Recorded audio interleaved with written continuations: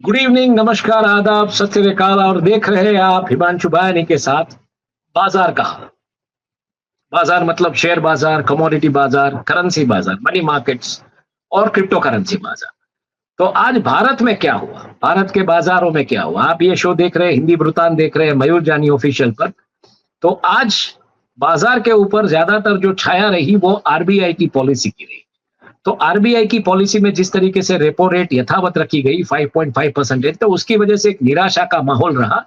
और जो की इंडाइसेस है, सेंसेक्स और निफ्टी, वो नेगेटिव जोन में, मतलब एक रेड जोन, रेड काउंटर्स पे, नेगेटिव काउंटर्स पे रेड जोन में बन रहे हैं। निफ्टी में कुछ 75 अंक की गिरावट देखने को मिली और बीएससी सेंसेक्स में कुछ 186 पॉइंट की गिरावट देखने को मिली। तो बंद रहा निफ्टी 24,576.20 पर 0.31% डाउन में बंद रहा है। और सेंसेक्स जो है वो 80,543.99 अंकों पे बंद रहा। तो वो करीबन 0.21% से बंद रहा है। तो आप कह सकते हैं कि 0.2 या 0.3 का जो दायरा है वो मेंटेन रहा है। 0.5 माइनस 0.5 पे या प्लस 0.5 पे बाजार जनरली उसको नॉर्मल या फ्लैट माना जाता है, तो उसके अंदर ये रहा है। मुख्य कारण जो रहे बाजार का, ये जो परफॉर्मेंस रहा, निफ्टी और सेंसेक्स गिरे क्यों रहे, तो उसकी एक वजह आरबीआई ने जो रेपो रेट डिक्लेयर की है 5.5% की यथावत रखा है। इसकी वजह से एक तरीके से नीतिगत जो उम्मीद थी निवेशकों को वो निराश हुए, खास करके बैंकिंग स्टॉक्स। क्योंकि बैंकिंग स्टॉक्स जो है वो पूरा, अगर हम निफ्टी 500 को अगर एनालाइज करें तो उसमें 35% से भी ज्यादा बैंकिंग के स्टॉक्स है, बीएफएसआई वर्टिकल। तो ज्यादातर खेला वहीं पे होता है रोज का, इसलिए बैंक निफ्टी है। तो उसकी वजह से जो फाइनेंशियल सेक्टर्स और अलाइड जो स्टॉक्स थे, एनबीएफसी है, बैंकिंग है, रियल एस्टेट है, इंफ्रा है, ये स्टॉक्स में एक तरीके से मंदी का माहौल रहा, बेरिश मूव देखा गया, इतनी डिमांड नहीं थी इन स्टॉक्स में।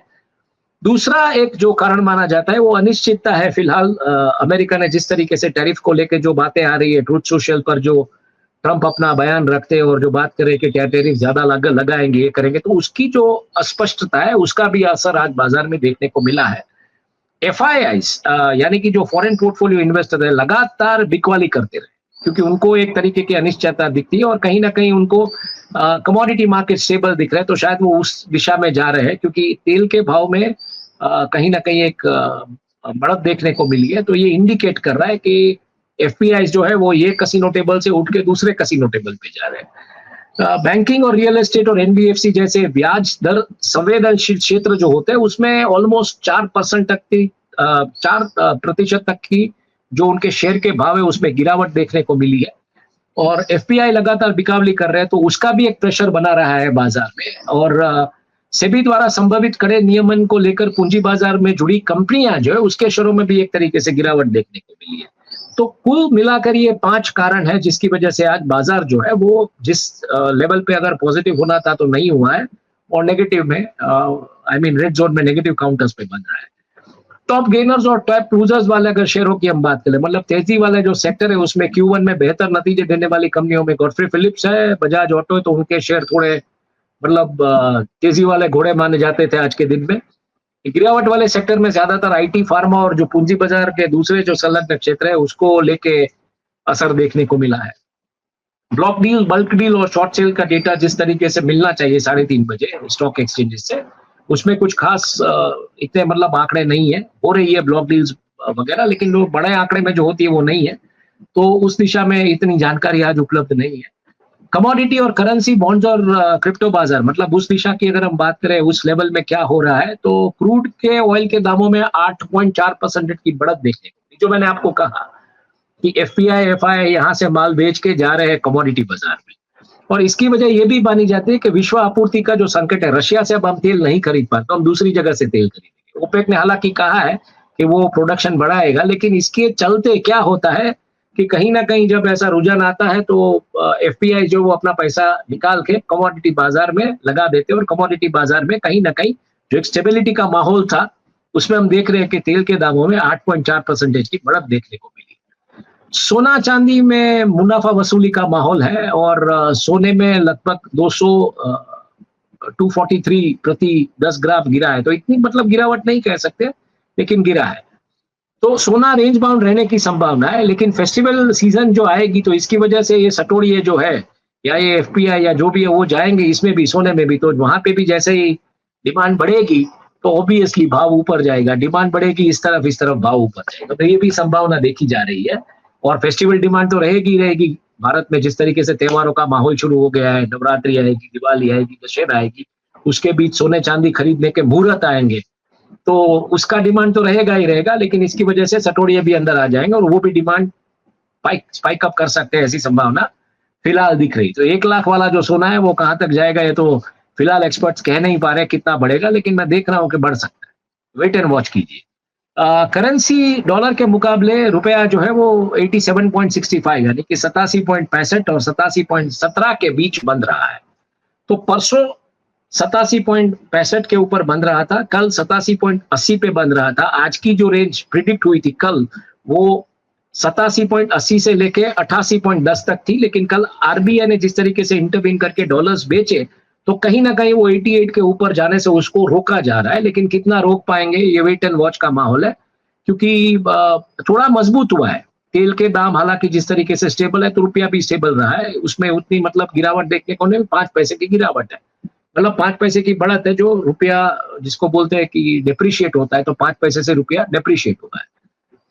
बॉन्ड और मनी मार्केट की अगर हम बात करें तो 10 साल के सरकारी बॉन्ड का जो यील्ड है वो 6.39 तक पहुंच चुका है। उसकी जो रेंज थी सोमवार को जो प्रिडिक्शन आया था उसमें हमने कहा था 6.33 से लेके 6.39 तक जा सकता है, तो आज ये 6.39 पे पहुंच गए हैं। सोमवार को ये 6.33 था, कल 6.36 था और आज 6.39, मतलब 0.3% की बढ़त, 3 बेसिस पॉइंट की बढ़त देखने को मिली है। ज्यादातर ये जो आरबीआई की तटस्थ नीति आई है उसके कारण ये improvement yield market, bond market में देखने को मिला है। फंड मार्केट की अगर हम बात करें तो एफपीआई की जो बिकावली जो जारी है उसके चलते घरेलू सिप और म्यूचुअल फंड निवेश पर नजरें बनाए रखने को एक्सपर्ट बोल रहे हैं कि आप उस पर नजरें बनाए रखें, क्योंकि जो एक्सचेंज ट्रेडेड फंड्स है या इंडाइस मार्क जो आपके सिप पोर्टफोलियोज है उसमें डेफिनेटली एक तरीके से कटौती देखने को मिलेगी, क्योंकि 2 दिन से मार्केट नेगेटिव रुख में कर रहा है, इंडाइसेस नेगेटिव में जा रहे हैं। ओवरऑल अगर मार्केट सेंटीमेंट की बात करें तो इस वीक मंडे को +5% पे अप रहा, कल -3 -4% पे डाउन था, आज -3 -2% पे, तो रेंज बाउंड रह रहा है। तो फ्लैट मार्केट है, फ्लैट मार्केट में नेगेटिविटी, तो थोड़ा आप उसके ऊपर अपना नजर बनाइए रखा है, ऐसा बना के रखिएगा, ऐसा एक्सपर्ट्स का मानना है। क्रिप्टो करेंसी की अगर हम बात करें तो बिटकॉइन जो है वो करीबन टच कर चुका है 1,14,000 के आसपास, वो स्थिर है, अभी उससे आगे नहीं बढ़ रहा है। इथीरियम में भी कुछ 3,640 पर है और 0.6% की एक तरीके से गिरावट देखने को मिली थी। तो क्रिप्टो करेंसी कहीं ना कहीं एक स्टेबिलिटी दिख रही है क्रिप्टो करेंसी, और ये इसलिए दिख रही है क्योंकि कहीं पे वॉर का माहौल नहीं है, कहीं पे कोई टेंशन उतना नहीं है जितना होना चाहिए था। तो क्रिप्टो के ज्यादातर किकबैक्स वगैरह जो होते हैं, वॉर के वेपनरी के किकबैक्स वगैरह, वह क्रिप्टो में ही खरीदे जाते हैं, क्रिप्टो में उसका सौदा होता है। तो फिलहाल क्रिप्टो की डिमांड इसलिए शायद स्टेबल है। और दूसरा जो माहौल अस्पष्टता का है टैरिफ को लेके वगैरह, तो उसमें भी मतलब जो बिचौलिए या सटोड़िए जो होते हैं वो क्रिप्टो को लेके कुछ अभी मतलब वो रुख देख रहे हैं किस दिशा में जाएगा, उसके बाद शायद क्रिप्टो में हमको बिकावली या क्रिप्टो में अगर हमको खरीदी देखने को मिलेगी तो तब शायद वॉलेटिलिटी देखने को मिल सकती है। पिछले 24 घंटे में जो प्रमुख घटना है जिसने बाजार पे असर किया, उसमें सबसे बड़ी घटना तो आरबीआई का ऑफकोर्स आज जो रेपो रेट यथावत रखा गया, बरकरार रखा गया है। जो वित्तीय वर्ष 2025-26 जो है उसके लिए जो मुद्रास्फीति जो है उसको घटाकर, मतलब एक तरीके से इन्फ्लेशन को देखा जा रहा है 3.1%, ऐसा माना जाता है आरबीआई की कमेंट्रीज में। जो कमेंट्रीज आपको आरबीआई की वेबसाइट पे हिंदी एवं हिंदी एवं अंग्रेजी भाषा में मिल जाएगी। और कहीं ना कहीं जो ग्रोथ का प्रोजेक्शन है जीडीपी का, वो 6.5% के आसपास आका गया है। तो इसकी वजह से ये जो खबरें वो असर करती है बाजार पे, ओवरऑल स्टॉक मार्केट पे, मनी मार्केट पे, कमोडिटी मार्केट पे, सब पे तो ये सब दिख रहा है। अमेरिका द्वारा भारत पर नए टैरिफ की जो चेतावनी, उसको लेके भी कहीं ना कहीं मतलब इन्वेस्टर्स या जो सटोड़ी है उसमें एक तरीके की एक अस्पष्टता है, तो वो भी मतलब अभी तय नहीं कर पा रहे हैं कि खरीदे या बेचे। तो इसकी वजह से बाजार में एक तरीके का व्यापार जो वो ढीला देखा गया। सेबी के संभावित नियमों के चलते बीएसई जैसी कंपनियों के शेयरों में भाव में गिरावट देखने को मिली है, क्योंकि इनकी जो नियमनकारी जो बनने वाली है वो थोड़ी जटिल प्रक्रिया मानी जाती है इसको, तो इसकी वजह से भी एक सेंटिमेंट रहा है कि वेट एंड वॉच करें, क्या आएगा कैसे आएगा, उसके बाद नया धंधा नए सिरे से शुरू करें। जेफरीज ने इंडसइंड बैंक पे बाई की रेटिंग दी है, तो इंडसइंड के शेयर के भाव में दामों में कहीं ना कहीं एक तरीके से उछाल देखने को मिला है, और मॉर्गन स्टैनली ने भारत के मध्यमकालीन दृष्टिकोण को एक तरीके से सकारात्मक बताया है, क्योंकि फेस्टिवल सीजन अभी आने वाला है, तो ऑब्वियसली ये जो रेटिंग एजेंसीज है वो फेस्टिवल सीजन की डिमांड को मद्देनजर रखते हुए हमारा जो मार्केट का रेटिंग है उसको स्टेबल बरकरार देते हैं, कि कहते हैं कि ठीक है ये बराबर है, अभी कोई प्रॉब्लम नहीं है इसमें। आईपीओ की अगर हम बात करें तो इस सप्ताह जितना आईपीओ आने वाले थे वो कल परसों हमने बात कर ली, इस सप्ताह इतने बड़े कोई आईपीओ नहीं है, सिवाय कि ब्लूस्टोन ज्वेलर्स आईपीओ जो 11 से 13 अगस्त के बीच खुलने जा रहा है, मतलब अगले सप्ताह, अगले सोमवार को, आने वाले सोमवार को। और कल के अगर पूर्वानुमान की बात करें, कल का वृतांत कैसा रहेगा उसके बारे में अगर हम बाजार की बात करें, तो आरबीआई का बयान और विश्व टैरिफ के संकेतों पर बाजार की नजर है। मतलब इन्वेस्टर्स वगैरह जो आज आरबीआई की पॉलिसी फिर वो डीकोड होगी, कल अखबारों में आएगा, शाम तक आरबीआई के की पर्सन्स के इंटरव्यूज आ जाएगा, तो बहुत सारा एक जो जिसको बोलते हैं कि फॉग या डस्ट जमा होता है वो क्लियर हो जाएगा, ज्यादा क्लियर पिक्चर मिलेगा। और शाम तक जो एफआईआई जो बैठे हैं दुबई में, सिंगापुर, हांगकांग, वहां भी एक डिसीजन लेंगे कि क्या करना है, कैसे करना है।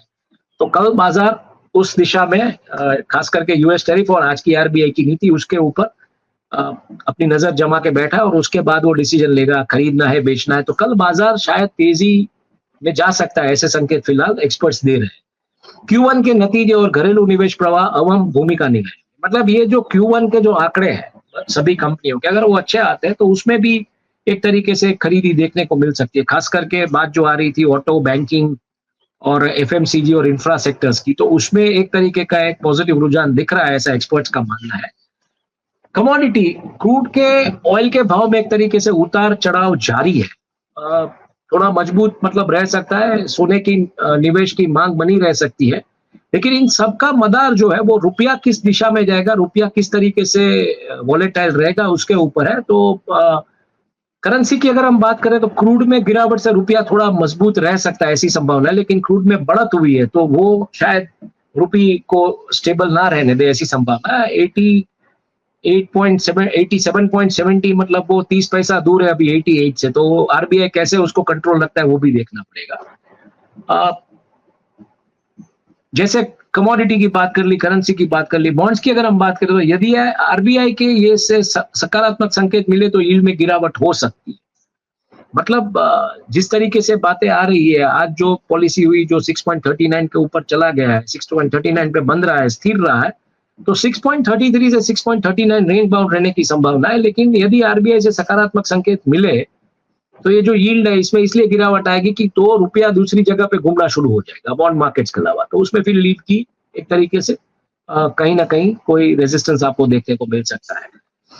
बाजार का जो जोखिम है खास करके क्रिप्टो करेंसी को लेके, बाजार का जो जोखिम की भावना है फिलहाल, और उसके आधार पे क्रिप्टो की दिशा तय होगी। ईटीएफ किस दिशा में जाते हैं उनका जो डिसीजन है वो भी इंपैक्ट करेगा। और क्रिप्टो जैसे मैंने कहा कि crypto is largely proportional to the tensions in the world, तो अभी टेंशन इतना नहीं है तो क्रिप्टो में भी ऐसी डिमांड नहीं है, तो क्रिप्टो स्टेबल रहने की संभावना फिलहाल दिख रही है।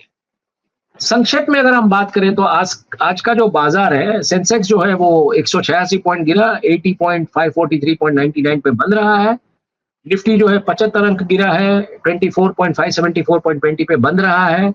रेट काउंटर्स में आज मार्केट बंद रहे, मार्केट से लोग मतलब जिस तरीके का माहौल होना चाहिए खरीद फरोख्त का वो नहीं देखने को मिला, ये इंडिकेट कर रहा है। इंडाइसिस जब नेगेटिव में जाए, आरबीआई की पॉलिसी भी अच्छी आए, लेकिन इंडाइसिस के मतलब स्टेटस को रहे, आरबीआई की पॉलिसी अच्छी तो नहीं बट स्टेटस को मेंटेन हो, तो एक तरीके का एक सेंटीमेंट जो आना चाहिए, कॉन्फिडेंस जो आना चाहिए, वो कहीं मार्केट में फिलहाल दिख नहीं रहा है। तो मुख्य कारण जो है आरबीआई का तटस्थ रुख, अमेरिका के टैरिफ का डर, नियमों को लेकर चिंता, जो खास करके सेबी के जो नियम आ रहे हैं उसको लेकर चिंता, एफपीआई की बिकावली, एफपीआई जिस तरीके से मार्केट में माल मार रहा है, सप्लाई बढ़ा रहा है, तो इन सब मुद्दों की वजह से, इन सब बिंदुओं की वजह से बेसिकली बाजार जो है वो कमजोर किया आज। तो इन मुद्दों ने बाजार के ऊपर एक इम्पैक्ट रखा है और बाजार इसलिए आज नेगेटिव काउंटर्स पे, रेड काउंटर्स पे, रेड जोन में बन रहा है।